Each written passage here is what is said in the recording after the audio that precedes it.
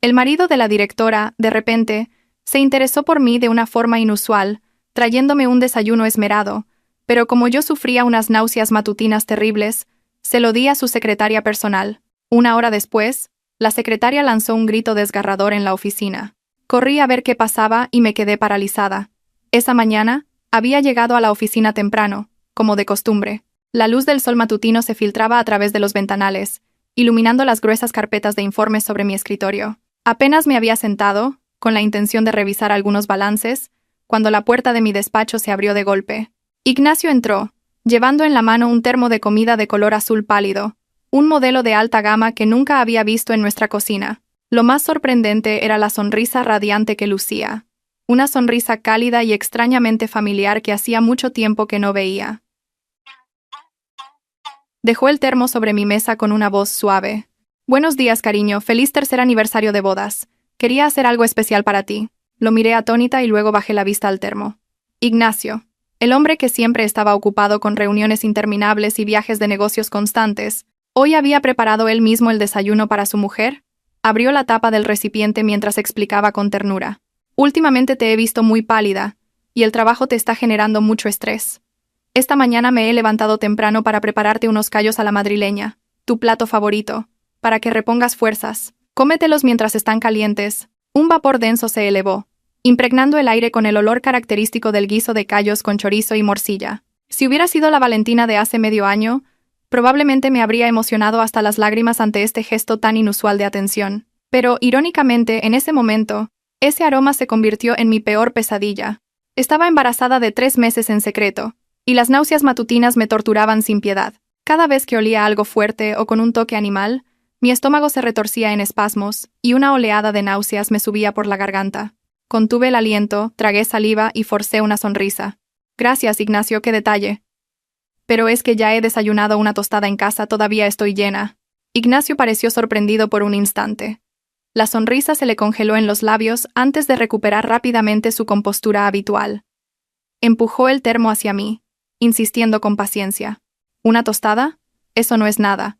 Come un poco de esto para coger energía, me he pasado toda la mañana cocinando, no me hagas este feo». Sus palabras sonaban suaves, pero llevaban consigo una presión invisible. Lo miré a los ojos, buscando un atisbo de sinceridad, pero solo encontré una expectación calculadora. Justo cuando estaba debatiéndome sobre cómo negarme sin ofenderle, unos golpes en la puerta me salvaron. Giselle, la nueva secretaria contratada hacía 3 meses, entró con una pila de documentos. Llevaba un vestido de tubo ajustado que realzaba sus curvas, y su rostro, cuidadosamente maquillado, desprendía un aire de seducción y ambición. Dejó los documentos sobre la mesa, lanzó una mirada coqueta a Ignacio, y luego al termo de callos, diciendo con voz melosa: «¡Ay, qué detallista es el señor director! Tan temprano y ya trayéndole a Valentina algo para reponer fuerzas. ¡Qué suerte tienes, Valentina! Con un marido de 10 como este, nadie puede competir». Ignacio la ignoró por completo. Me miró a mí para darme unas últimas instrucciones y salió del despacho. En ese momento, se me ocurrió una idea. Sonreí y empujé suavemente el termo hacia ella, con una voz suave que ocultaba un sarcasmo que, probablemente, nadie notó en ese momento. «Acabo de comer y estoy llenísima, y sería una pena desperdiciar el esfuerzo de Ignacio. Giselle, ¿tú has desayunado? Si no, cómetelo tú por mí. Los callos que hace Ignacio están deliciosos, y todavía humean».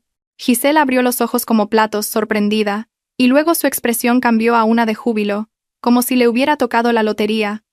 Miró a Ignacio de reojo, buscando su aprobación, al ver que él no se oponía, sino que permanecía en silencio con una expresión ligeramente contrariada. Cogió el termo con entusiasmo. Con un tono salamero, dijo: «Bueno, si insistes». «Muchísimas gracias, Valentina. Me lo comeré todo, no dejaré ni una gota. Seguro que lo que cocina el jefe es un manjar de dioses». Vi a Giselle salir de mi despacho abrazando el termo como si fuera un tesoro, y sentí un inmenso alivio al librarme de la inminente arcada. Intenté concentrarme en el trabajo, pasando las páginas de los informes financieros, pero los números bailaban ante mis ojos, y mi cabeza daba vueltas. Una sensación de inquietud crecía en mi interior, como el cielo que precede a una tormenta, oscuro y pesado. Me serví un vaso de agua tibia y bebí a sorbos pequeños para calmar al bebé que se movía dentro de mí. 3 años de espera, y por fin el cielo se había apiadado de mí, concediéndome esta pequeña vida. Me prometí a mí misma cuidar mi salud y no dejar que los pensamientos negativos afectaran a mi hijo. Aproximadamente 1 hora después, mientras tecleaba absorta, se oyó un fuerte golpe desde la zona común de trabajo, como si algo pesado hubiera caído al suelo. Inmediatamente después, un grito desgarrador rasgó el silencio de toda la planta. No era un grito de miedo común, sino uno cargado de un dolor extremo, agudo y espeluznante. El corazón se me encogió. Un mal presentimiento me invadió. Me levanté de un salto y salí corriendo de mi despacho. La escena que encontré me dejó helada. Giselle se retorcía en el suelo, junto a su escritorio. El termo de callos estaba volcado, y su contenido, esparcido por todas partes. El olor penetrante del guiso se mezclaba con el hedor a vómito, creando una peste insoportable. Giselle se agarraba el vientre con fuerza. Su hermoso rostro estaba ahora desfigurado por el dolor, pálido y sin una gota de sangre. Tenía los ojos en blanco y echaba espuma por la boca, mientras su cuerpo se convulsionaba sin parar, como en un ataque epiléptico. Pero lo que más me aterrorizó fue que la parte inferior de su vestido de color beige se estaba tiñendo lentamente de un rojo intenso. Era sangre, sangre fresca que brotaba a raudales, empapando la moqueta del suelo. Los empleados corrían de un lado a otro, presas del pánico. Gritos y llamadas a emergencias llenaban el aire. Yo me quedé allí, con las manos y las piernas temblando, y un nudo en la garganta. ¿Qué demonios estaba pasando? ¿Por qué Giselle estaba así? Era el plato de callos que yo le había dado. El pensamiento cruzó mi mente como un relámpago, dejándome un escalofrío en la espalda. En ese preciso instante, la puerta del despacho del director general se abrió de golpe. Ignacio salió corriendo con una expresión de pánico que nunca le había visto. No corrió a ayudar a su empleada, ni preguntó qué pasaba. Se detuvo en seco a unos metros, con los ojos desorbitados, fijos en el charco de sangre del suelo. Vi claramente cómo la expresión de su rostro cambiaba, del estupor al miedo, y finalmente a una rabia demencial. Levantó la cabeza bruscamente, y su mirada afilada como un puñal, se clavó en mí. No era la mirada de un marido preocupado por su mujer al ver una escena tan horrible, tampoco era la de un jefe compadecido por su empleada. Era la mirada del diablo, la de un asesino que ve cómo su presa ha escapado por los pelos. Se acercó a mí a grandes zancadas, y me agarró del brazo con una fuerza que me hizo gritar de dolor. Siseó entre dientes, con la voz temblorosa por la ira contenida. «Tú, ¿qué has hecho? ¿Por qué? ¿Por qué ella?» Esa pregunta ilógica y acusadora fue como un jarro de agua fría que me devolvió a la realidad. ¿Por qué me preguntaba qué había hecho yo? ¿Por qué estaba tan decepcionado de que la que yacía en el suelo fuera Giselle y no yo? Miré profundamente los ojos inyectados en sangre de Ignacio y sentí como una verdad aterradora comenzaba a revelarse. Aparté su mano de un manotazo, intentando mantener la calma, y respondí con una voz gélida. «¿Qué he hecho yo? Solo le he cedido el plato de callos que tú cocinaste». «¿En qué estás pensando, Ignacio? ¿Acaso esperabas que fuera yo la que estuviera en el suelo?» Ignacio se quedó paralizado, como si se diera cuenta de que había hablado de más. Soltó mi brazo, retrocedió un paso, y se pasó la mano por la cara para ocultar su confusión y pánico. El sonido de las sirenas de la ambulancia resonó desde abajo, rompiendo la tensión asfixiante entre nosotros. Los sanitarios subieron rápidamente, colocaron a Giselle en una camilla y se la llevaron. Ignacio corrió tras ellos, pero antes de entrar en el ascensor, se giró para mirarme, con una mirada que todavía destilaba odio y amenaza. Me ordenó. «Tú también tienes que venir al hospital.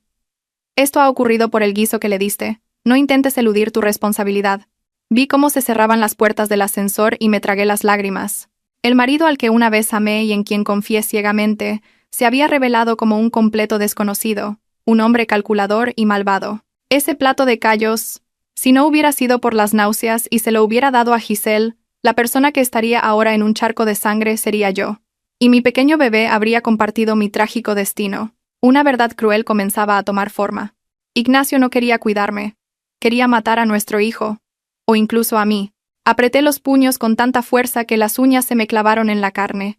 Iría al hospital, no por miedo a sus amenazas, sino para presenciar con mis propios ojos el verdadero rostro de ese hombre. Sentada en la fría silla de la sala de espera, entrelazaba las manos con fuerza para contener el temblor que recorría todo mi cuerpo. La luz fluorescente del techo se reflejaba en el suelo de baldosas, creando una sensación de soledad espeluznante.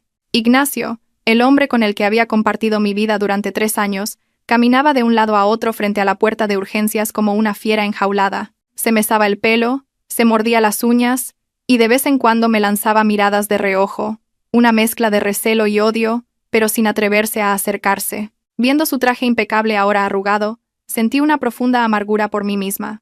¿Qué le preocupaba a este hombre? ¿La vida de su pequeña amante o el miedo a que algún oscuro secreto saliera a la luz? Finalmente la puerta de urgencias se abrió, rompiendo el silencio sofocante. Un médico de mediana edad salió y se quitó la mascarilla, revelando un rostro serio y cansado. Ignacio se abalanzó sobre él como una flecha, con la voz quebrada por la tensión. «Doctor, ¿cómo está? ¿Es grave?» Yo también me levanté lentamente y me acerqué, tratando de mantener la respiración calmada.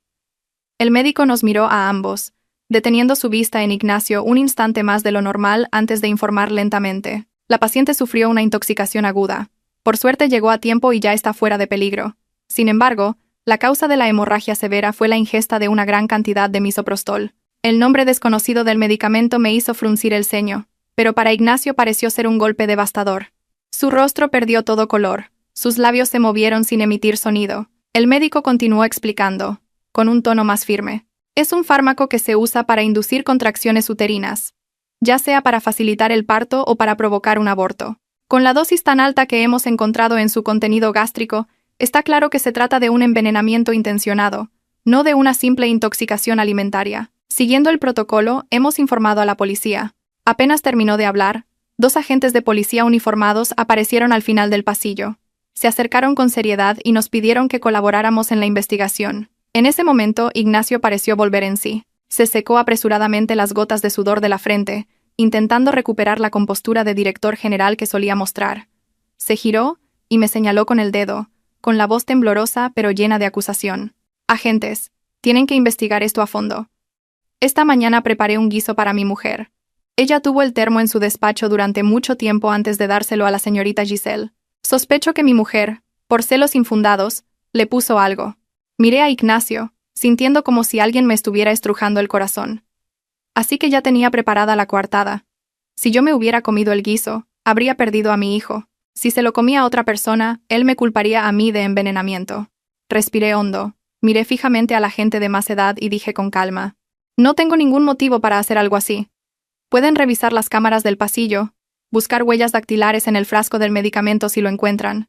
Y lo más importante, me gustaría saber por qué en un guiso que mi marido dice haber preparado para cuidarme había un fármaco abortivo, y por qué afectó de forma tan grave a su secretaria». El agente asintió, tomando notas, y luego le hizo una pregunta al médico que nos dejó a ambos sin aliento. «Doctor, ¿cuál es el estado concreto de la víctima? ¿Qué consecuencias ha tenido el uso de este fármaco?» El médico suspiró, y su voz se tornó grave y apesadumbrada. La paciente Giselle estaba embarazada de 6 semanas. Debido a la dosis masiva del fármaco, que provocó contracciones uterinas extremadamente violentas, lamentamos informarles de que el feto no ha podido sobrevivir. El mundo a mi alrededor pareció congelarse. Oí a Ignacio soltar un gemido ahogado. Sus piernas flaquearon y se desplomó en la silla de la sala de espera. Su rostro estaba desencajado, sus ojos abiertos de par en par, fijos en el vacío. Así que era eso.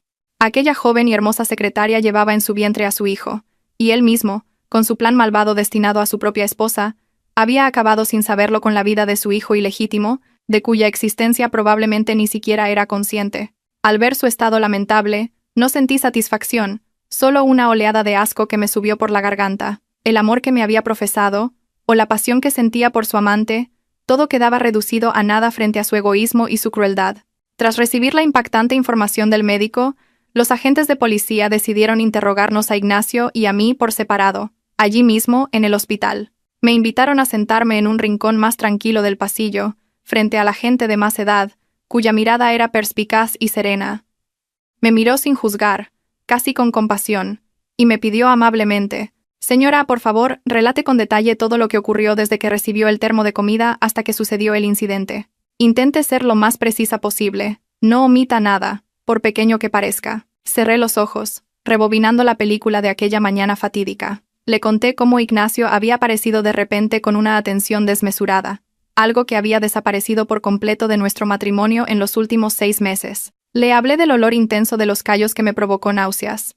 Le expliqué que solo abrí la tapa, miré y la volví a cerrar inmediatamente. Enfatiqué cada palabra. Desde que dejó el termo en mi mesa hasta que entró la señorita Giselle, no me moví de mi silla ni volví a abrir el recipiente. Estuvo siempre a la vista y completamente intacto. Se lo di a Giselle simplemente porque yo no podía comerlo, y a ella pareció entusiasmarle la idea. Al otro lado del pasillo, Ignacio estaba siendo interrogado por un agente más joven. Él insistía en la pulcritud de su proceso de cocina. Afirmaba: «Fui yo mismo al mercado, me metí en la cocina y preparé el guiso desde primera hora. Soy una persona muy meticulosa. Nunca dejo que la asistenta toque la comida de mi mujer. En cuanto terminé, lo metí en el termo y lo traje directamente a la oficina, sin que pasara por las manos de nadie». Ignacio estaba convencido de que esta declaración lo presentaría como un marido ejemplar y, al mismo tiempo, me señalaría a mí como la única sospechosa, la única persona que había estado en contacto con el termo en una habitación cerrada. Pero en su pánico había olvidado algo fundamental. Cuanto más insistía en que él era el único que lo había preparado todo, más se ponía la soga al cuello si se demostraba que el veneno ya estaba en el guiso desde el principio. Cuando la sesión de interrogatorios hizo una pausa, el agente mayor se acercó a su colega, que tomaba notas de la declaración de Ignacio. Intercambiaron unas palabras en voz baja, lanzando miradas furtivas y significativas hacia Ignacio. Él, al notarlo, se puso aún más nervioso. Se levantó de un salto, alzando la voz más de lo normal para disimular su miedo. «Investiguen a fondo. Mi mujer ha estado muy celosa últimamente. No está bien de la cabeza. ¿Quién sabe? A lo mejor echó el veneno cuando yo salí del despacho». Escuché cada una de sus crueles palabras. Qué doloroso. El hombre al que una vez amé más que a mí misma ahora intentaba por todos los medios meterme en la cárcel para salvarse. Me levanté, me acerqué a ellos, miré a Ignacio directamente a la cara y le pregunté con una calma sorprendente: «Ignacio, si crees que fui yo, ¿cuál sería mi motivo? ¿Matar a tu secretaria? ¿O es que tienes miedo de que descubran que ese guiso no era para Giselle, sino para mí?» Ignacio se sobresaltó, sus ojos se movieron nerviosamente, evitando mi mirada. Tartamudeó: «Tú... ¿Qué tonterías dices?» El tiempo pasaba con una lentitud agobiante. Cada minuto de espera de los resultados del laboratorio era una tortura mental. Permanecí sentada en silencio, con la mano apoyada suavemente sobre mi vientre, en un gesto instintivo para proteger al pequeño ser que se encontraba en el ojo del huracán. Finalmente, un técnico forense salió con los resultados en la mano.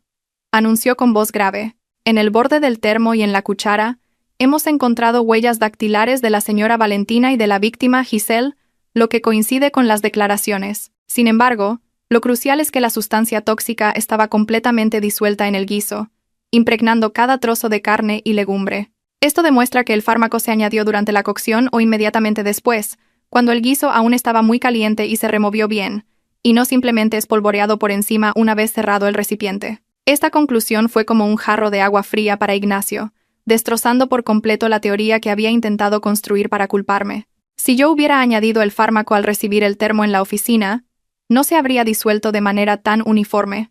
El rostro de Ignacio cambió de color, pasando del blanco pálido a un gris ceniciento. Empezó a divagar, perdiendo el control. «No, no puede ser. Seguro que fue Giselle la que se tomó el medicamento. Eso es. Estaba embarazada, quería abortar y se tomó el fármaco antes de comer. Tienen que investigarla a ella, no acusen a un inocente». Miré la patética escena de mi marido, sintiendo una mezcla de risa y pena. El hombre que una vez fue mi orgullo se revelaba ahora como un cobarde, incapaz de asumir las consecuencias de sus actos. Alcé la voz, cortando sus desvaríos con firmeza. «Ignacio, deja de patalear. Si Giselle se tomó el medicamento por su cuenta, ¿por qué estaba también en el guiso? ¿Vas a decir que se lo tomó y luego lo vomitó dentro del termo? ¿Te parece lógica tu explicación?» Ignacio se giró bruscamente, con los ojos inyectados en sangre. «Cállate, ¿tú qué sabrás? Me odias, quieres destruirme y por eso has montado todo este circo. Has sido tú, lo echaste a escondidas cuando no miraba». Su obstinación hizo que incluso los agentes de policía negaran con la cabeza, hastiados. El jefe de los agentes cerró su carpeta y miró a Ignacio con una frialdad glacial. «Señor Ignacio, su declaración y los resultados forenses presentan muchas contradicciones. Necesitamos que nos acompañe a comisaría para aclarar algunos asuntos. Además, solicitaremos las grabaciones de la cámara de su coche y las cámaras de seguridad de la cocina de su casa para verificar el proceso de elaboración que ha descrito». Al oír la palabra cámaras, Ignacio dio un respingo como si hubiera recibido una descarga eléctrica. Yo sabía perfectamente que teníamos una cámara en el salón que apuntaba directamente a la cocina y que su coche tenía una cámara que grababa todos sus trayectos.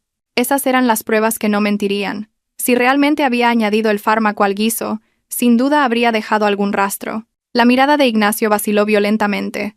Su confianza inicial se había desvanecido por completo, dando paso al miedo desnudo de un criminal ante el banquillo. Sabía que la trampa que le había tendido a su mujer se estaba cerrando ahora sobre su propio cuello. Me levanté, me arreglé la ropa, y miré a mi despreciable marido por última vez antes de que se lo llevaran. Ignacio, una vez dijiste que este guiso estaba lleno de tu amor. Ahora entiendo que, en realidad, tu amor huele a veneno. Por suerte, el destino ha querido que nuestro hijo no comparta la misma suerte que ese pobre bebé. Lo dejé allí, plantado en medio del frío pasillo del hospital, y me marché sin mirar atrás, agradeciendo en silencio a la vida por darme una oportunidad para sobrevivir y buscar justicia para mí y para el hijo que llevaba en mi vientre. Al salir del hospital, no volví a casa, sino que tomé un taxi directamente a la oficina.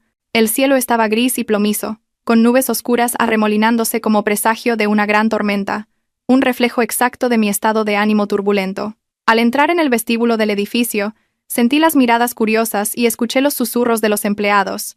La noticia de la intoxicación de Giselle se había extendido como un virus. Los rumores eran de todo tipo, pero el más malicioso era el de la jefa celosa que, al saber que su secretaria estaba embarazada de su marido, había intentado envenenarla para darle un escarmiento. Escuchar esas invenciones me dolía como si me clavaran puñales, pero sabía que no podía derrumbarme ahora. Tenía que ser fuerte, mantenerme firme para descubrir la verdad y limpiar mi nombre. Fui directamente a mi despacho y cerré la puerta con fuerza, aislándome de las habladurías del exterior. Poco después, alguien llamó suavemente. Era Lorena, mi asistente de confianza, que había estado conmigo desde los inicios de mi carrera. Entró con el rostro preocupado, pero con una mirada llena de determinación. Dejó un pendrive sobre mi mesa y susurró. Valentina, he hecho lo que me pediste. He extraído todas las grabaciones de las cámaras de seguridad del edificio y del aparcamiento de esta mañana. He encontrado algo muy extraño. Conecté el pendrive al ordenador y las imágenes en blanco y negro aparecieron en la pantalla. Lorena señaló la marca de tiempo. Mira, el coche del señor Ignacio entró en el aparcamiento a las 7:15 de la mañana, pero no salió del ascensor para ir a tu despacho hasta las 8:15. Normalmente, desde el aparcamiento hasta aquí, se tarda menos de 5 minutos. ¿Dónde estuvo durante esa hora? ¿Qué hizo? La pregunta de Lorena me heló la sangre. 1 hora desaparecida. Tiempo más que suficiente para llevar a cabo cualquier plan oscuro. Miré atentamente la pantalla, buscando más pistas. Lorena avanzó el vídeo hasta una grabación de otra cámara, en la zona de la escalera de emergencia del sótano. Y mira esto. Fíjate bien en esta persona. En la pantalla apareció la silueta de un hombre con camisa blanca y mascarilla, caminando a toda prisa. Llevaba una bolsa de basura negra bastante grande, y se dirigía sigilosamente desde la zona de los ascensores hacia el área de contenedores de detrás del edificio, en lugar de usar los cubos de basura de las plantas. «¡Es Fabián!», exclamé, reconociendo al instante su forma de andar ligeramente encorvada y su peinado característico. Fabián era el asistente personal y primo lejano de Ignacio, un hombre que seguía sus órdenes como un perro fiel. ¿Por qué tenía que bajar a tirar la basura a escondidas por la escalera de emergencia a esa hora? ¿Y qué contenía esa bolsa negra? ¿Acaso eran los envases de los medicamentos, los guantes, las pruebas del delito que Ignacio quería hacer desaparecer después de preparar su guiso mortal durante esa hora perdida? Lorena me miró, con voz firme. Sospecho que en esa bolsa de basura hay pruebas importantes. He mandado a alguien a revisar la zona de los contenedores, pero el camión de la basura acaba de pasar hace media hora. Sin embargo, sé que Fabián es precavido, pero también muy tacaño. No suele tirar cosas importantes a la basura común de inmediato. A menudo las esconde para deshacerse de ellas más tarde. Mandaré a alguien a que le siga de cerca. Asentí, apretando la mano de Lorena. Gracias, Lorena. Ahora mismo solo puedo confiar en ti. Ten cuidado. Están acorralados y podrían volverse muy peligrosos. Lorena se fue, dejándome sola en la inmensidad de mi despacho. Miré por la ventana. La lluvia empezaba a caer con fuerza, golpeando el cristal. La red de mentiras de Ignacio y sus cómplices empezaba a mostrar sus grietas mortales. Esa hora perdida y la acción sospechosa de Fabián eran la clave para darle la vuelta a la tortilla. La lluvia afuera no daba señales de amainar. Las gotas pesadas golpeaban el cristal, creando largos regueros de agua como cicatrices imborrables. Sentada en mi despacho, la luz del monitor del ordenador iluminaba mi rostro cansado, pero mis ojos ardían con determinación. Lorena, mi inteligente y eficiente asistente, acababa de dejar frente a mí un fino dossier, cuyo peso era, sin embargo, inmenso. Habló en voz baja, con un tono de indignación en mi nombre. «Valentina, mira esto». Le pedí a un conocido en la administración del edificio que lo comprobara. El apartamento de lujo donde vive Giselle no lo alquila ella, sino que está a nombre de una empresa de servicios comerciales. Cogí el papel. El nombre Gestiones Fabián S.L. me saltó a la vista. Sonaba pomposo, pero sabía que era solo una fachada vacía. El representante legal de esa empresa era precisamente Fabián, el asistente y primo lejano de Ignacio. Lorena continuó su análisis, señalando los extractos bancarios adjuntos. El alquiler mensual es de 2.500 euros, más los elevados gastos de comunidad, todo transferido puntualmente desde la cuenta de Gestiones Fabián S.L. Pero los fondos que llegan a esa empresa provienen de una caja B que el señor Ignacio creó bajo el concepto de gastos de representación. Sonreí con amargura, una sonrisa que me llegaba hasta el alma. 2.500 euros al mes de alquiler, sin contar gastos de manutención y compras. Mientras tanto, el vestido que llevaba puesto tenía 3 años y estaba desgastado. El bolso que usaba era de una marca modesta de apenas unas decenas de euros. Ignacio siempre se quejaba de las dificultades de la empresa, pidiéndonos que nos apretáramos el cinturón para asegurar nuestro futuro. Resulta que el futuro que le preocupaba no era el de nuestra familia, sino el lujoso nido de amor de su pequeña amante. Pasé a la siguiente página y me encontré con una fotografía, tomada a escondidas, de Giselle entrando en una elegante clínica privada. La foto era de hacía 2 semanas. Lorena explicó. Fue a una revisión ginecológica. Eso significaba que Giselle sabía perfectamente que llevaba en su vientre al hijo de Ignacio. No era tan inocente como aparentaba. Estaba usando ese embarazo como una carta estratégica para forzar a Ignacio a tomar una decisión. Miré el rostro joven y terso de Giselle en la foto y sentí un escalofrío. Detrás de esa apariencia ingenua se escondía una calculada veteranía. Quería convertirse en la señora de la casa de un solo golpe, destruir mi felicidad para construir su propio castillo. Pero no contaba con que el hombre que había elegido como pilar fuera un ser de sangre fría, dispuesto a deshacerse cruelmente de su propio hijo para proteger sus intereses. El teléfono sobre la mesa vibró de repente, rompiendo el silencio. La pantalla mostraba «Mi amor», un nombre que aún no había cambiado, y que ahora sonaba terriblemente irónico. Respiré hondo, me llevé la mano al pecho para calmar mi corazón acelerado y contesté. Al otro lado, sonó la voz grave y familiar de Ignacio, pero ahora solo oía una falsedad que me revolvía el estómago. «Cariño, ¿dónde estás? Acabo de salir de comisaría, estoy agotado. Me han preguntado 1000 cosas, me duele la cabeza». Contuve la rabia y fingí una voz temblorosa y preocupada. «Estoy en la oficina, estoy tan asustada, Ignacio. Todo el mundo está cuchicheando. No me atrevo a ir a casa. ¿Tú... ¿estás bien? ¿La policía te ha puesto problemas?» Ignacio suspiró aparatosamente al otro lado, interpretando el papel de marido agraviado. «¿Qué me van a hacer a mí? Quien nada debe, nada teme. Solo me preocupo por ti. No quiero que pienses cosas raras y te afecte a la salud. Quédate tranquila ahí o vete a casa de tu madre a descansar. No hagas caso de los rumores, yo lo arreglaré todo». Al escuchar esas vacías palabras de preocupación, quise gritarle a la cara que ya lo sabía todo. Pero la razón me detuvo. Necesitaba que se confiara, que pensara que yo seguía siendo la ingenua corderita para que cometiera más errores. Respondí con suavidad. «Claro, confío en ti. Descansa. Yo volveré un poco más tarde esta noche. Tengo que terminar un par de cosas pendientes». Colgué y miré la cortina de lluvia tras la ventana. «Ignacio, ¿crees que tienes el control del juego? Te equivocas». Cayó la noche y la ciudad se iluminó con un resplandor vibrante. Pero ese brillo no podía ocultar los rincones oscuros del corazón humano.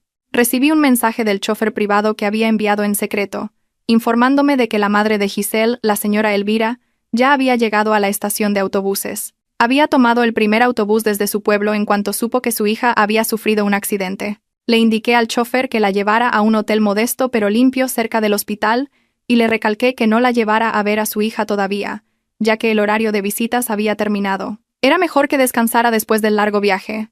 Llegué al hotel pasadas las 9 de la noche. Nada más entrar en el vestíbulo, reconocí a la señora Elvira. Estaba sentada, encogida en un sofá, una figura menuda y delgada con un sencillo vestido marrón. Llevaba unas zapatillas gastadas y, a su lado, había 2 grandes bolsas de tela llenas a rebosar. Seguramente eran arroz, verduras, los humildes regalos que una madre pobre había traído con esfuerzo para su hija. La imagen me conmovió, recordándome a mi propia madre en el pueblo, igual de trabajadora, sacrificándolo todo por sus hijos. Al verme acercar, la señora Elvira se levantó nerviosamente, juntando sus manos agrietadas y curtidas por el trabajo. Sonreí, le cogí la mano y le dije con amabilidad: «Es usted la madre de Giselle, ¿verdad? Soy Valentina, la jefa de Giselle en la empresa. Supe que venía y quería asegurarme de que estaba bien, de que había comido y tenía dónde descansar. Los ojos de la señora Elvira se llenaron de lágrimas, y su voz, con un fuerte acento de pueblo, tembló. ¿Usted es la jefa de mi Giselle? ¡Qué suerte la mía! Es usted muy buena. Mi niña. No sé qué tontería habrá hecho para acabar así. En casa es una chica muy buena y trabajadora. ¿Sabe? La ayudé a sentarse y le serví un vaso de agua tibia. Al ver el amor y el orgullo en sus ojos al hablar de su hija, sentí un nudo en el estómago. Ella no sabía que su hija buena y trabajadora vivía en un apartamento de lujo con el que ella, trabajando toda su vida, ni siquiera podría soñar, que usaba bolsos de marca cuyo valor equivalía a toda su fortuna. Le pregunté con delicadeza: «Señora, ¿Giselle la llama a menudo? ¿Le cuenta cosas de su vida o de su trabajo?» La señora Elvira respondió con sinceridad: «Claro que sí, me llama todo el tiempo.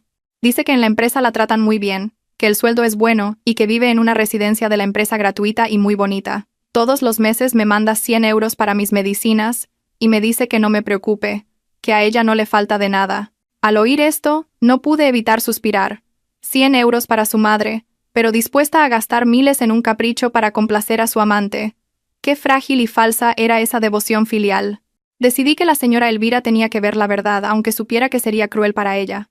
Fingí sorpresa. «¿Ah, sí? ¿Le dijo que vivía en una residencia?» Pensaba que Giselle había alquilado un apartamento de lujo en el barrio de Salamanca. Es una zona carísima. El alquiler de un mes allí equivale a un año de sueldo de un obrero. Y además, la veo a menudo con cosas de marca. El otro día llevaba un bolso que, según he oído, cuesta casi 2000 euros. La señora Elvira se quedó de piedra. Sus ojos nublados se abrieron de par en par, llenos de confusión. ¿Qué dice usted? ¿2000 euros un bolso? Eso no puede ser. Mi hija es muy ahorradora. Si hasta le da pena tirar una camisa rota. Y me dijo que vivía en la residencia de la empresa. Le di una suave palmada en el dorso de la mano y bajé la voz, con un tono lleno de insinuaciones.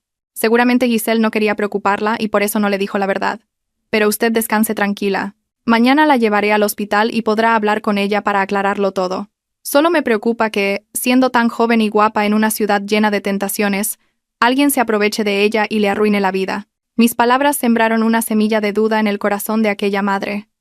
La señora Elvira se quedó absorta, con la mirada perdida en el vacío, mientras sus manos temblorosas jugueteaban con el borde de su vestido. Empezaba a darse cuenta de que su pequeña niña se había convertido en una extraña, que le ocultaba secretos terribles. Salí del hotel con el corazón encogido. No quería herirla, pero ella era el testigo más importante, la única persona que podría despertar la conciencia de Giselle y, al mismo tiempo, la palanca que yo necesitaba para desenmascarar a Ignacio. En esta guerra todos saldrían heridos, incluso los más inocentes. A la mañana siguiente, justo cuando salía del garaje para ir a la oficina, una figura me bloqueó el paso. Frené en seco, con el corazón en un puño.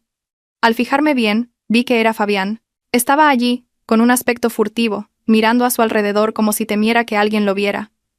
Golpeó suavemente la ventanilla de mi coche, haciéndome señas para que hablara con él. Bajé el cristal lo justo para oírle, manteniendo una distancia de seguridad. «Señora Valentina, ¿me permite un minuto?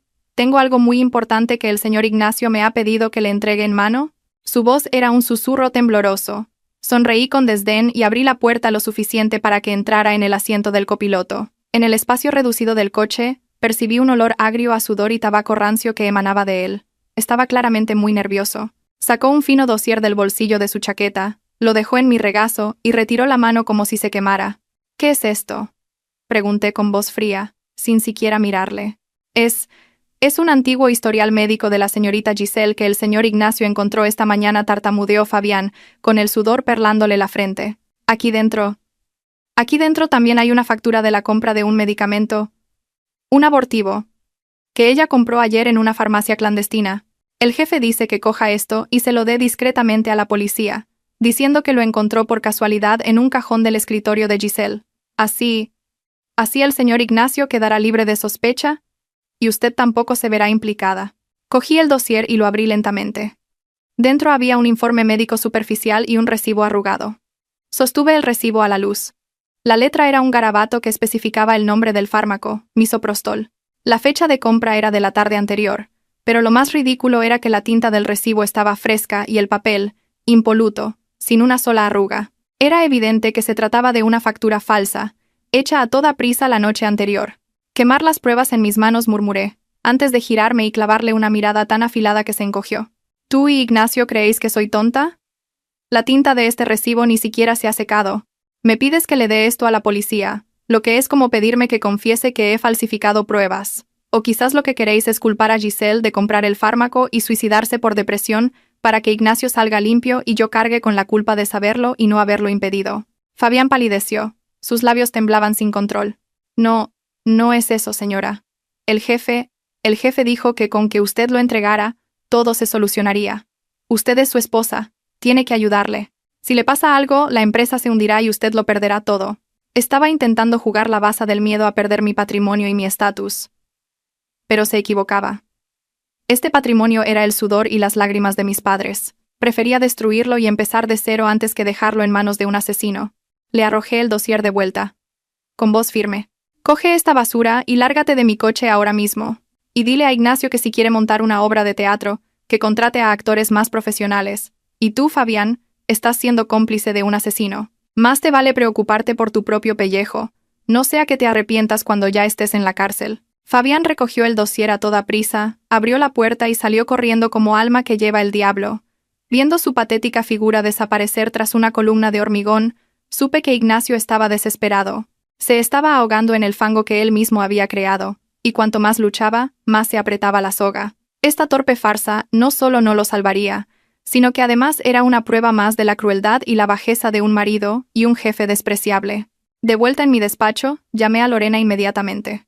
La atmósfera en la oficina se había vuelto tan tensa como la de un puesto de mando en plena batalla. Lorena colocó su portátil sobre la mesa, con el rostro iluminado por la emoción de quien acaba de encontrar un tesoro. Valentina, tal como sospechabas, he revisado todos los registros de llamadas de Ignacio y Fabián de la última semana. Hay un número desconocido que aparece con una frecuencia alarmante, especialmente la noche antes del incidente. He investigado y he descubierto a quién pertenece. ¿No te lo vas a creer? Es de Roxana. ¿Roxana? Busqué el nombre en mi memoria. Lorena añadió rápidamente. Roxana fue compañera de Ignacio en la universidad. Ahora es farmacéutica y trabaja como visitadora médica para un gran laboratorio. Según me contaron algunas compañeras antiguas de recursos humanos, tuvo una aventura con Ignacio en aquella época, pero lo dejaron cuando él se casó contigo. No me imaginaba que hubieran vuelto a contactar. Una farmacéutica, una exnovia y llamadas secretas por la noche. Todas las piezas sueltas empezaron a encajar en un cuadro completo. Ignacio no podía comprar ese fármaco restringido por sí mismo por miedo a ser descubierto, así que recurrió a Roxana. Quizás la engatusó con promesas de dinero, o reavivó viejos sentimientos para convencerla de que le ayudara. ¿Has encontrado alguna prueba de que se vieran? Pregunté, con el corazón latiéndome a 1000 por hora. Lorena asintió. Sus dedos se deslizaron rápidamente por el teclado. Aquí está. Contraté a un detective privado para que extrajera las grabaciones de seguridad de la zona cercana a la empresa de Fabián, esa empresa fantasma. Mira esta esquina de la pantalla. En el monitor apareció un vídeo en blanco y negro, de calidad algo borrosa pero suficiente para reconocer a las personas. Un coche familiar se detuvo en un rincón discreto. Fabián bajó y miró a su alrededor. Poco después, una mujer alta con gafas de sol se acercó. Era Roxana. Le entregó a Fabián un pequeño paquete envuelto en papel de periódico. Él lo cogió, se lo guardó rápidamente en el bolsillo, y ambos se separaron a toda prisa. La fecha y hora en la cámara correspondían a la tarde anterior al incidente. Un pequeño paquete envuelto en papel de periódico, murmuré, sin apartar la vista de la pantalla. Ese es el veneno. Roxana es la que le proporcionó el arma a Ignacio. Me giré hacia Lorena con la mirada firme. Lorena, este es el eslabón más débil de su cadena. Roxana tiene estudios, un trabajo estable. Pudo hacer esto por dinero o por amor, pero seguro que no es una criminal profesional. Tendrá mucho miedo si se entera de que corre el riesgo de ir a la cárcel por complicidad en un intento de asesinato. Lorena captó mi idea al instante. ¿Quieres decir que vamos a presionar a Roxana psicológicamente? Asentí con una sonrisa gélida. Exacto. Ignacio está intentando culpar a Giselle, y es muy probable que también tenga un plan para culpar a Roxana, si todo sale a la luz. Dirá que ella le dio el fármaco por su cuenta o que le engañó diciendo que era un suplemento vitamínico. Tenemos que adelantarnos. Me reuniré con Roxana y le mostraré el oscuro futuro que Ignacio le tiene preparado. Entre ir a la cárcel por su antiguo amor o testificar para obtener clemencia, confío en que Roxana es lo suficientemente inteligente como para saber qué camino elegir. La red estaba tendida y la presa más importante había sido localizada. Sabía que la inminente reunión con Roxana sería una partida de ajedrez mental, pero yo tenía en mis manos los ases que Ignacio no podía ni imaginar. La cruda y brutal verdad estaba a punto de salir a la luz, y quienes siembran vientos, inevitablemente, recogerán tempestades. A la mañana siguiente, el cielo seguía cubierto por un manto gris, como si estuviera a punto de descargar otra tormenta sobre la ciudad.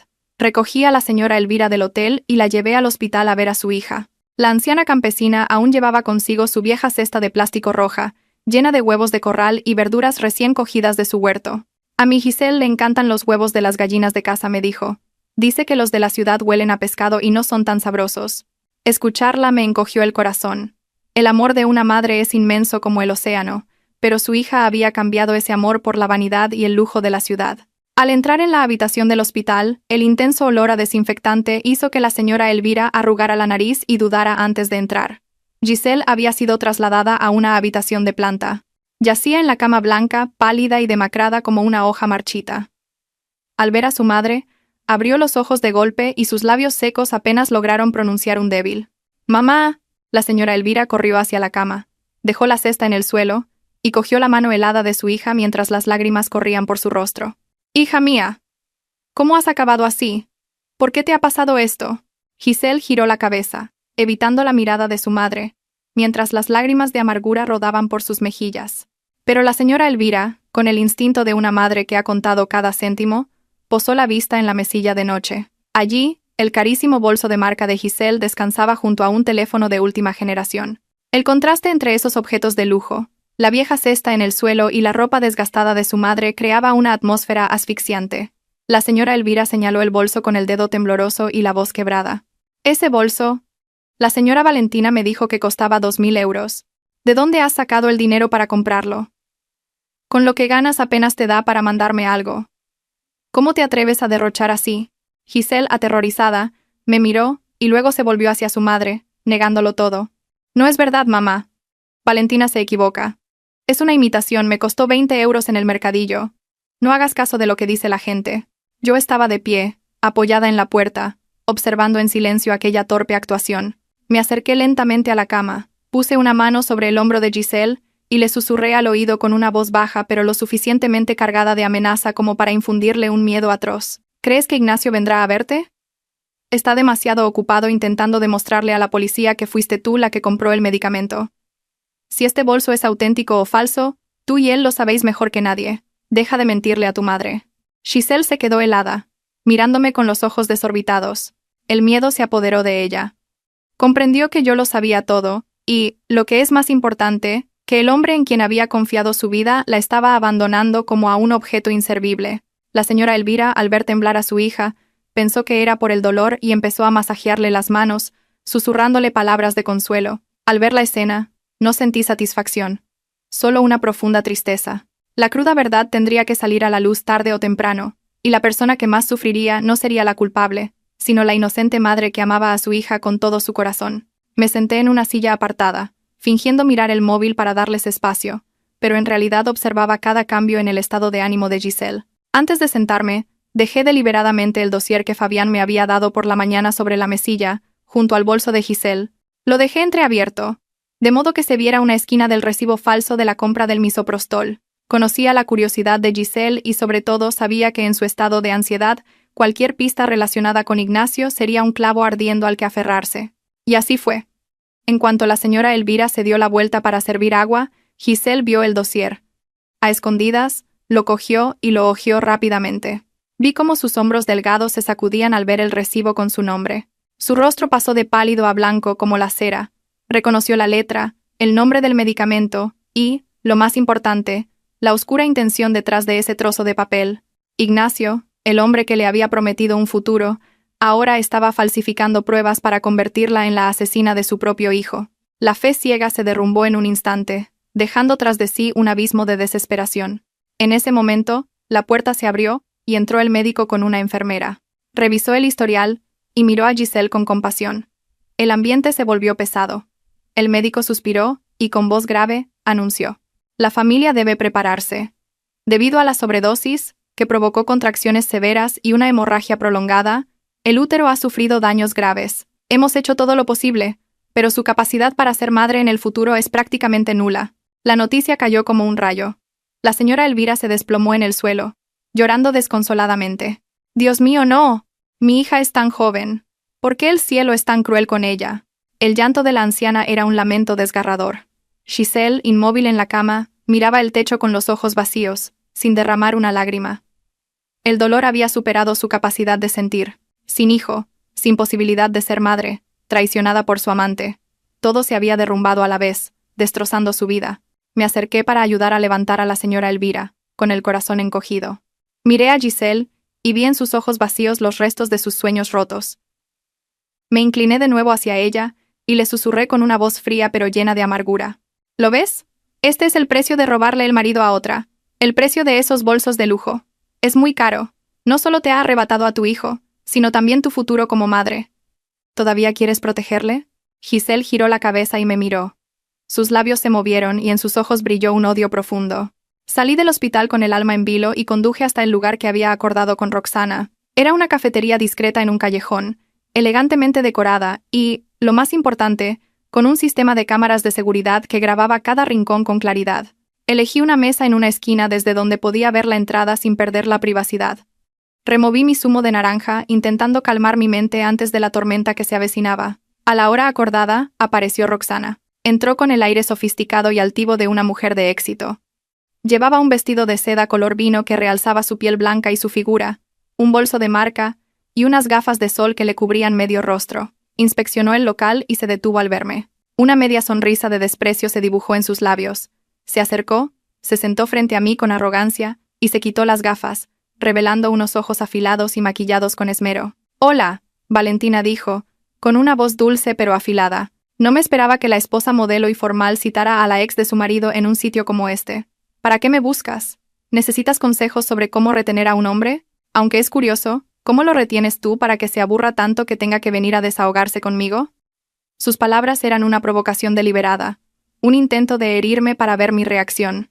En otro tiempo, quizás me habría enfurecido o me habría echado a llorar, pero la Valentina de hoy había sufrido demasiado como para dejarse afectar por pullas tan baratas. La miré con calma y sonreí levemente. «Roxana, no te he llamado para montar una escena de celos ni para pelear por un hombre infiel. A un hombre como Ignacio te lo regalo si quieres. Estoy aquí para salvarte de un desastre inminente, antes de que te conviertas en una criminal». Roxana soltó una carcajada que resonó en el silencio del local. «¿Salvarme tú a mí? ¿Es una broma? ¿De qué necesitas salvarme? ¿Tengo dinero? ¿Una carrera? ¿Libertad? Preocúpate mejor por ti misma». Sin discutir, saqué mi teléfono y abrí la foto que el detective había conseguido de la cámara de seguridad. Se lo deslicé por la mesa, con la voz endurecida. «Mira bien esto. Anteayer por la tarde, en un callejón cerca de la empresa de Fabián. Te reuniste con él. El paquetito envuelto en periódico que le diste, ¿qué contenía? ¿Vitaminas o misoprostol?» La sonrisa de Roxana se desvaneció al instante. Cogió el teléfono y se quedó mirando la foto, con las manos temblorosas. Su rostro cambió de color, y ni la gruesa capa de maquillaje pudo ocultar el pánico en sus ojos. El cigarrillo que estaba a punto de encender cayó sobre la mesa. Levantó la vista, con la voz entrecortada, habiendo perdido toda su confianza. «¿Tú, de dónde has sacado esto?» Solo le estaba dando unos documentos a Fabián». «No me acuses en falso». La miré directamente a los ojos. «¿Documentos que hay que envolver en periódico y entregar a escondidas? Roxana, sé que eres farmacéutica. Conoces mejor que nadie la regulación sobre medicamentos restringidos. La policía no es tonta. En cuanto rastreen el origen de ese lote, ¿crees que podrás escapar?» Roxana se hundió en su asiento. Su arrogancia inicial se había esfumado, dejando solo a una mujer aterrorizada al borde del abismo.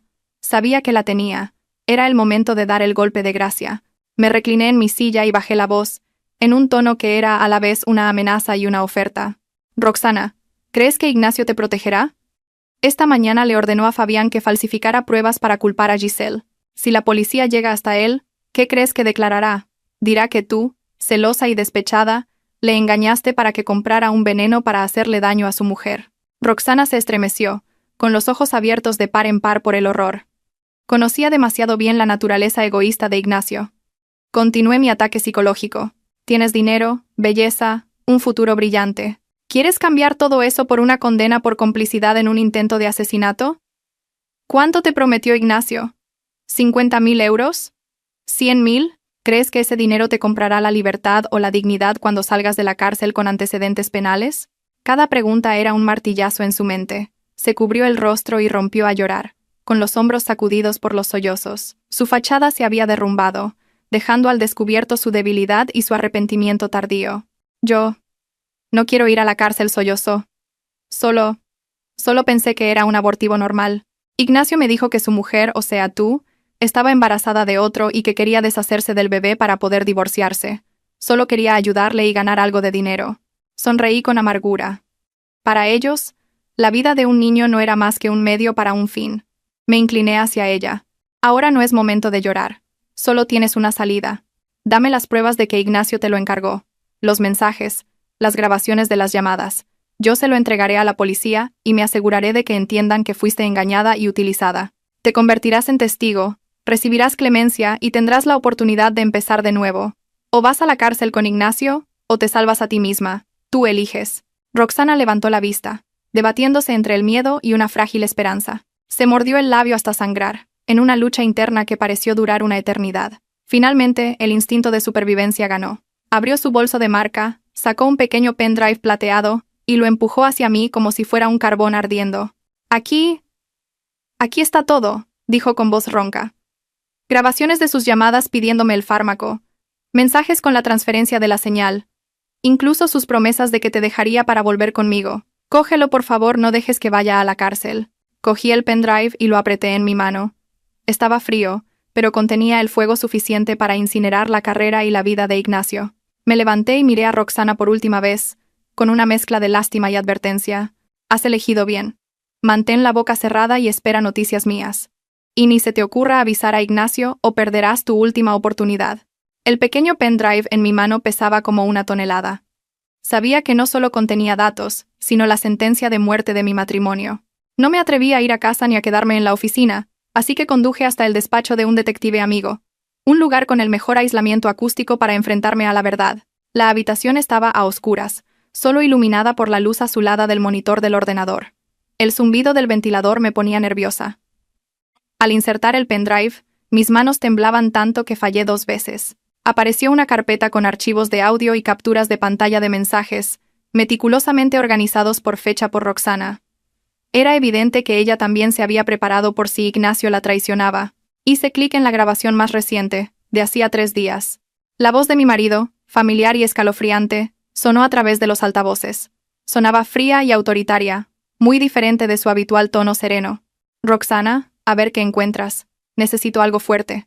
A poder ser, sin color ni olor, para mezclarlo con la comida. Mi mujer está con náuseas. Quiero que parezca un aborto espontáneo, limpio, para poder echarla de casa sin tener que repartir el patrimonio. Ese embarazo es un obstáculo, ¿entiendes? Cada palabra era como una aguja envenenada que se me clavaba en los oídos y me atravesaba el corazón. Me tapé la boca para no sollozar, mientras las lágrimas calientes rodaban por mis mejillas y caían sobre mis manos heladas. Así que el objetivo original de aquel guiso era yo y el bebé que crecía en mi interior. No quería cuidarme. Quería matar a su propio hijo solo para proteger el patrimonio que ansiaba acaparar. Que Giselle se lo comiera fue un accidente, una ironía del destino que nos salvó la vida a mí y a mi bebé. Luego, escuché la grabación de la llamada entre Ignacio y Roxana después de que Giselle fuera hospitalizada. La voz de Ignacio estaba llena de pánico y crueldad. Cállate la boca y no digas tonterías. Échale toda la culpa a Giselle. Di que se compró ella misma el medicamento. Yo me encargaré de la policía. Como se te ocurra decir algo sobre mí, te arrepentirás. Recuerda, si yo caigo, tú tampoco vivirás tranquila. La amenaza descarada y la falta de responsabilidad me produjeron un asco profundo. El hombre que amé, con quien compartí mi vida durante 3 años, era un demonio disfrazado de humano, dispuesto a sacrificar a su amante y a una vieja amiga para salvar su puesto y su falso honor. Copié todos los datos en 3 dispositivos diferentes. Envié una copia a un correo electrónico secreto, otra a mi abogado, y guardé el original en mi bolso. Me quedé mirando la pantalla apagada del ordenador, puse la mano sobre mi vientre y le susurré a mi bebé. Cariño, perdóname por haber elegido mal a tu padre. Pero no te preocupes, no dejaré que nadie te haga daño nunca más. Mañana mismo, haré que el culpable pague por cada una de nuestras lágrimas. Mi dolor se transformó en un odio frío y duro. Sabía que no había vuelta atrás. y no quería darla. En la empresa la tensión se palpaba en el aire. Los empleados caminaban de puntillas susurrando sobre el escándalo. Sentada en mi despacho, mis ojos estaban fijos en la pantalla del ordenador, que mostraba las imágenes de una cámara de seguridad oculta que Lorena había instalado en el departamento de contabilidad. Fabián estaba allí, caminando de un lado a otro como un animal enjaulado, con la camisa empapada en sudor. Intentaba acceder al sistema de contabilidad para borrar los rastros de las transferencias de dinero.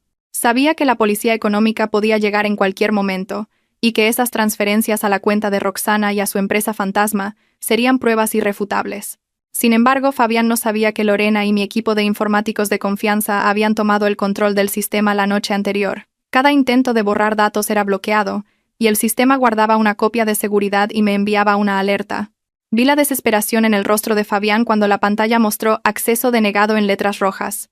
Golpeó el teclado, se mesó el pelo y llamó a alguien por teléfono. Me puse los auriculares.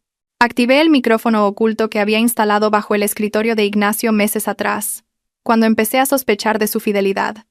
La voz de Fabián sonó temblorosa y asustada. Ignacio, estoy perdido. El sistema no me deja borrar los datos. Parece que alguien ha bloqueado mi acceso de administrador. ¿Qué hago? Si la policía revisa los libros, estoy acabado. Al otro lado, la voz de Ignacio rugió como la de una bestia herida. Inútil, te dije que lo hicieras con cuidado. Ahora escúchame. Busca la manera de culpar a Giselle, falsifica pruebas, crea correos electrónicos falsos diciendo que sufría una depresión grave y que quería suicidarse. Tienes que hacer que la gente crea que estaba loca, ¿entiendes? Pero Ignacio acaba de perder a su hijo. Hacer eso sería muy cruel, protestó débilmente Fabián. Ignacio soltó una risa helada que me estremeció. ¿Crueldad o cárcel? Elige. Si no lo haces, te aseguro que acabarás en prisión junto a Roxana. Muévete. La llamada terminó, dejando un silencio aterrador. Fabián se desplomó en su silla, cubriéndose el rostro con las manos. Sus hombros se sacudían. Me quité los auriculares, sintiendo un desprecio absoluto. Incluso en el último momento, Ignacio no mostraba arrepentimiento. Seguía intentando pisotear el dolor de los demás para salvarse, queriendo convertir a Giselle, la víctima de su traición, en una loca suicida. La noticia de que Ignacio y Fabián estaban difundiendo el rumor de que Giselle había intentado suicidarse por depresión se extendió rápidamente por la empresa y, por supuesto, llegó a oídos de la señora Elvira. La humilde mujer del campo, que había pasado su vida trabajando la tierra, se transformó en una leona defendiendo a su cría. Irrumpió en el vestíbulo de la empresa a la hora del almuerzo, cuando estaba lleno de gente. Llevaba su ropa gastada y sus viejas zapatillas, pero su rostro reflejaba una furia incontenible. Llorando y gritando, con la voz rota por el dolor, clamó: ¿Dónde está ese director desgraciado? ¡Sal aquí! Engañaste a mi hija, le arruinaste la vida, y ahora la acusas de querer suicidarse. El cielo lo ve todo, y te llegará tu castigo. Los guardias de seguridad intentaron detenerla, pero nadie se atrevió a ser brusco con una anciana que sufría de esa manera. La multitud se arremolinó, cuchicheando y grabando con sus móviles. Ignacio no tuvo más remedio que salir. Salió de su ascensor privado, con el ceño fruncido, intentando mantener una falsa calma. Se acercó a la señora Elvira y le dijo en voz baja pero amenazante: «Señora, por favor, tranquilícese. Hablemos en mi despacho, no monte un escándalo aquí». La señora Elvira lo miró con los ojos inyectados en sangre y le apuntó con el dedo: «No voy a ningún sitio. Lo que tengas que decir, dilo aquí, para que todos lo oigan. Dices que mi hija quería suicidarse. Mi hija ama la vida. Me estaba mandando dinero para arreglar la casa. ¿Por qué iba a querer morir? Fuiste tú, hipócrita, el que la llevaste a esto». Ignacio palideció y le hizo una seña a Fabián para que trajera un sobre abultado.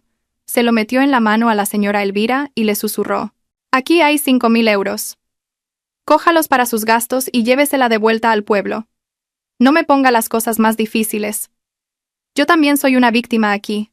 Desde el entresuelo presencié toda la escena, con el corazón encogido. 5.000 euros, ¿era ese el precio de la dignidad, la salud y el futuro de una joven?». La señora Elvira abrió el sobre. Al ver los billetes, soltó una risa amarga y de repente se los arrojó a la cara a Ignacio.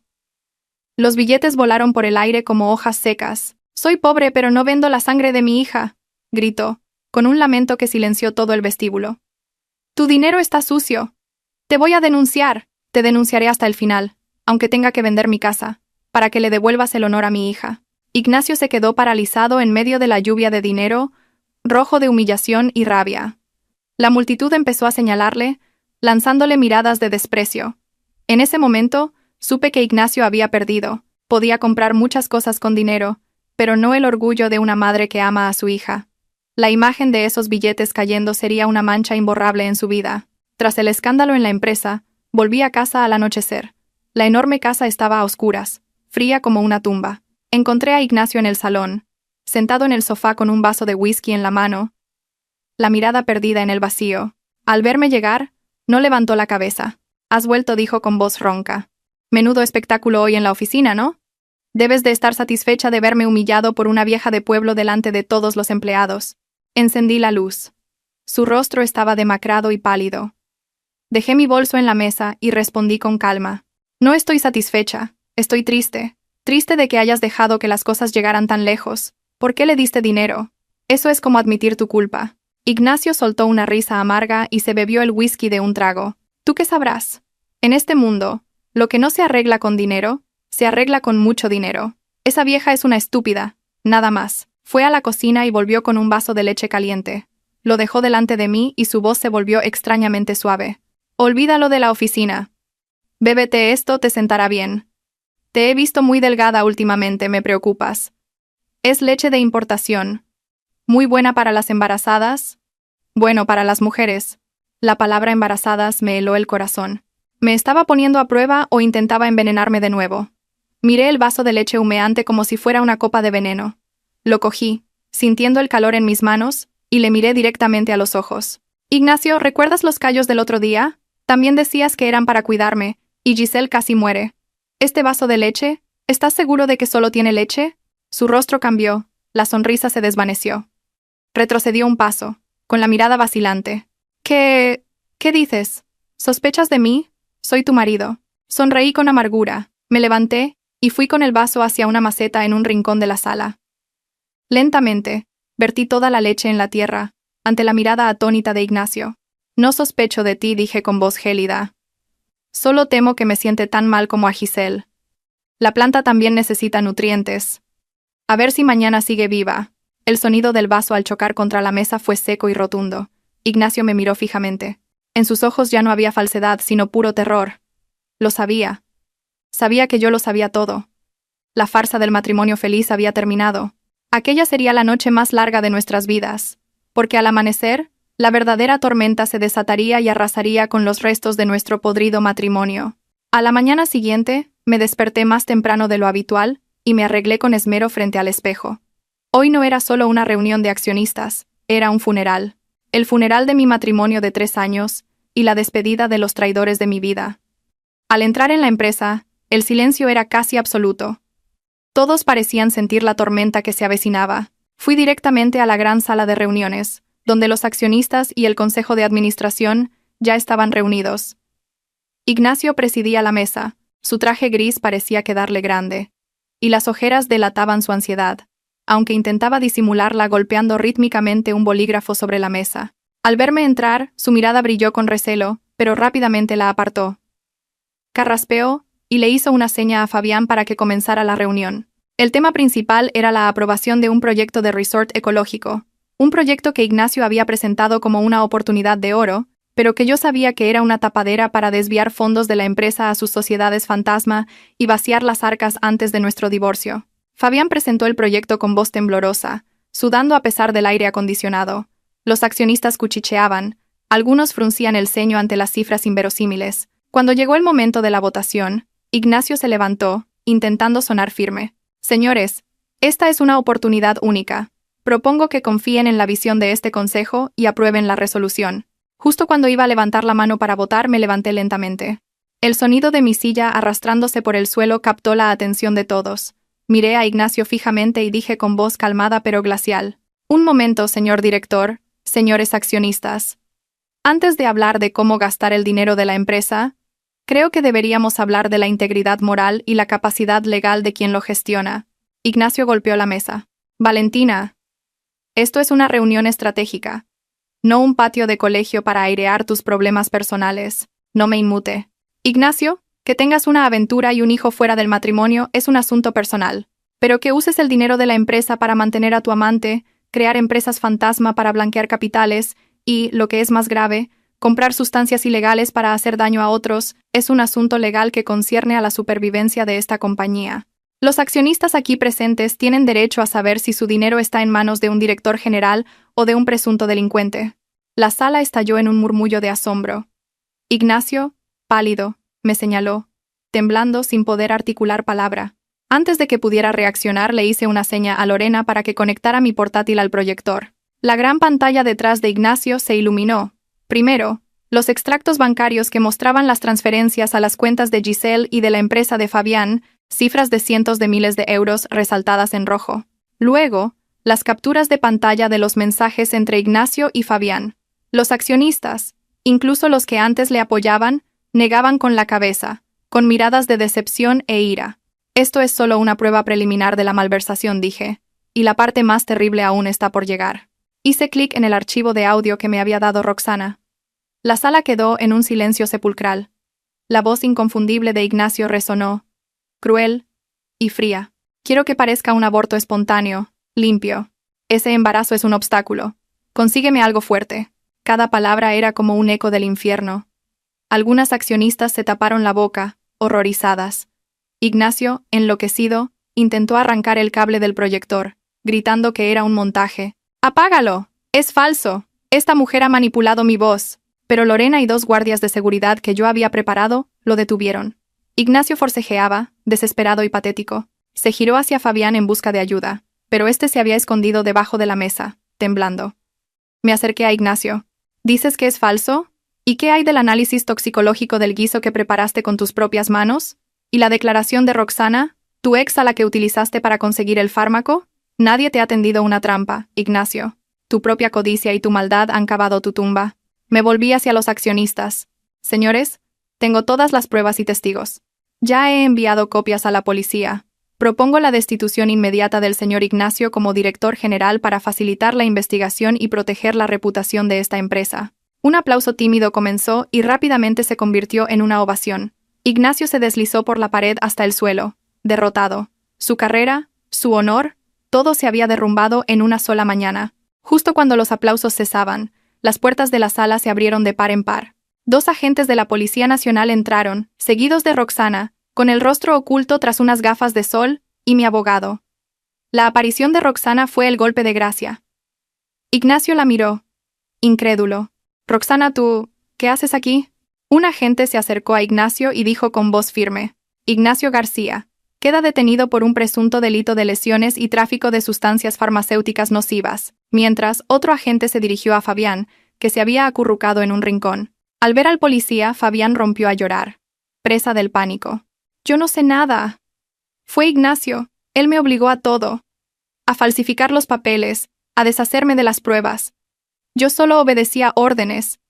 Lo confesaré todo, por favor, déjenme en paz. La rápida y cobarde traición de Fabián dejó a Ignacio atónito. Tú, traidor, siseó. Pero antes de que pudiera decir más, el chasquido metálico de las esposas silenció sus palabras. Las manos que habían firmado contratos millonarios y acariciado mi pelo ahora estaban atrapadas en un frío aro de metal. Al pasar a mi lado, Ignacio se detuvo. Valentina, ¿desde cuándo planeabas esto? ¿Por qué has sido tan cruel? Fuimos marido y mujer. Lo miré, sin sentir nada más que un vacío inmenso. Me acerqué y le susurré al oído. Desde que me trajiste ese plato de callos. Desde que intentaste matar a nuestro hijo. ¿Yo cruel? Comparado con intentar envenenar a tu mujer y a tu hijo, mandarte a la cárcel es hasta un acto de piedad. Adiós, exmarido. Ignacio bajó la cabeza y salió de la sala, con la espalda encorvada, solo y patético. La puerta se cerró, pero el eco de su detención permaneció en la mente de todos. En la fría sala de interrogatorios de la comisaría, Ignacio, demacrado y con el traje arrugado, se enfrentó a las pruebas irrefutables, las declaraciones de Roxana y Fabián, los análisis toxicológicos y las grabaciones de audio no dejaban lugar a dudas. Se derrumbó, admitiendo haber comprado el fármaco para hacerme daño y quedarse con el patrimonio. Sin embargo, insistió en que lo de Giselle fue un accidente, que no sabía que estaba embarazada. Lo juro, no sabía que estaba embarazada. Sollozó. Me dijo que tomaba la píldora. Solo era una aventura. No soy tan estúpido como para dejar que tuviera consecuencias. Si lo hubiera sabido, la habría obligado a abortar mucho antes. Sus palabras eran tan frías y crueles que hasta el inspector frunció el ceño. Para Ignacio, la vida de un niño no era más que un problema que había que eliminar. El inspector deslizó un informe por la mesa. Usted dice que no lo sabía, pero la ciencia no miente. Este es el resultado del análisis del feto. Confirma al 99,99% que era su hijo biológico.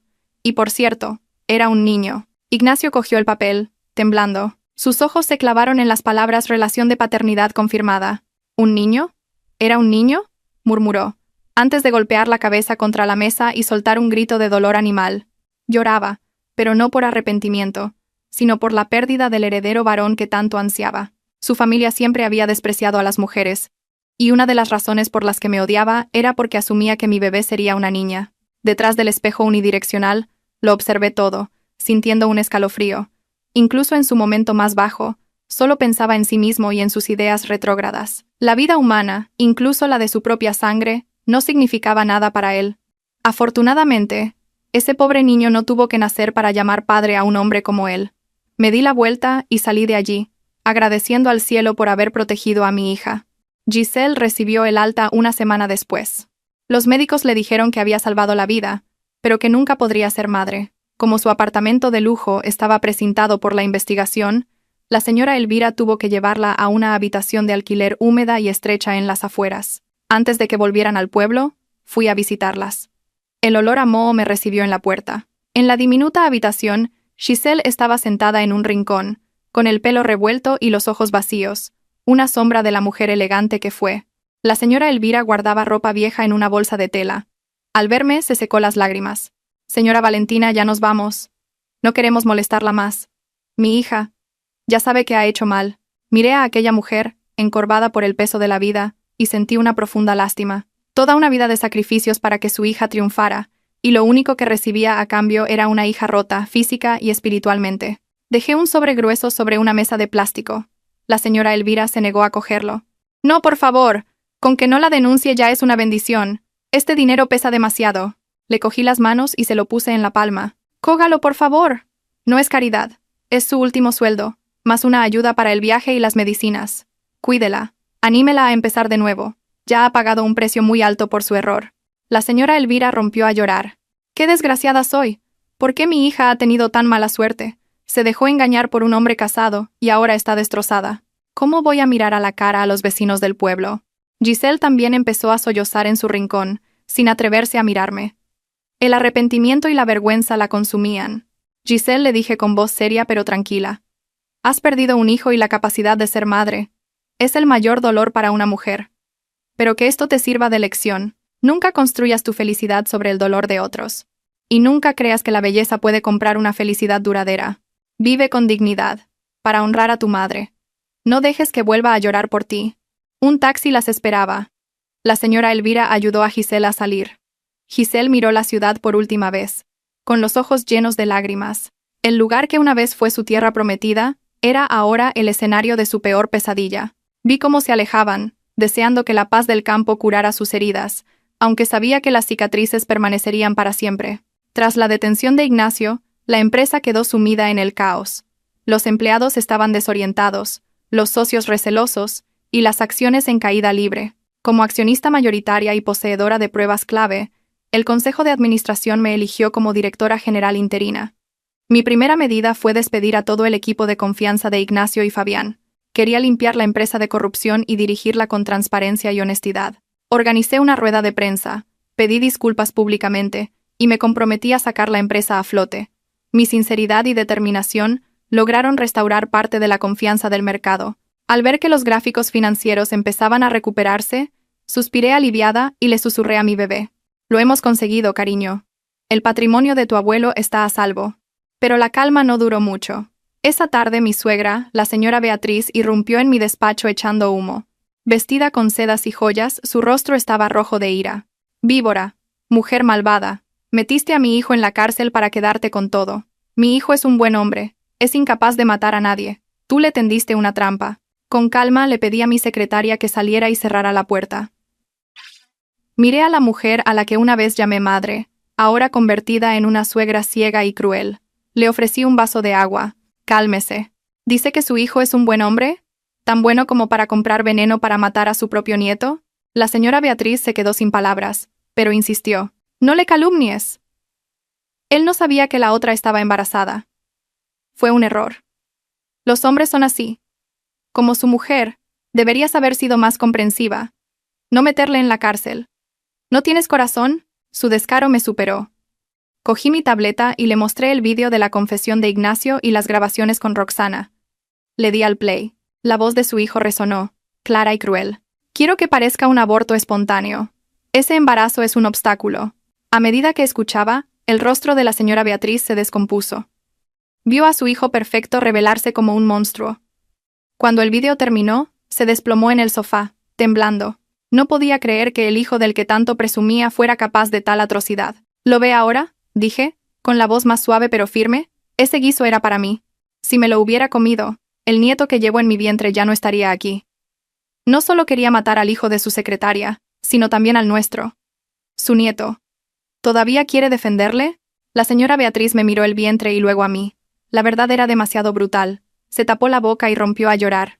Un llanto de vergüenza y arrepentimiento. Se levantó, tambaleándose, y salió sin atreverse a mirarme. Vi su espalda encorvada y sentí lástima.